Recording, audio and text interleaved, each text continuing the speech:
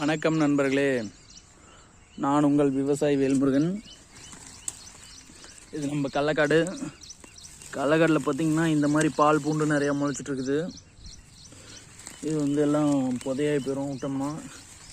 பிடிங்கி சுத்தம் செஞ்சிட்ருக்குறாங்க. இப்போ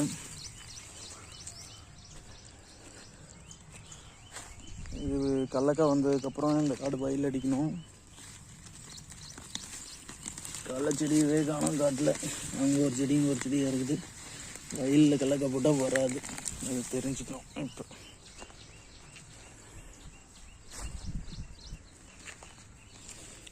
செம்மண்ணில் தான் கடலக்காய் நல்லா விளையும்.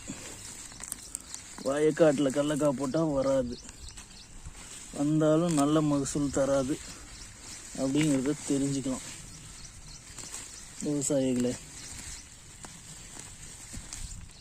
பூண்டு பாருங்க,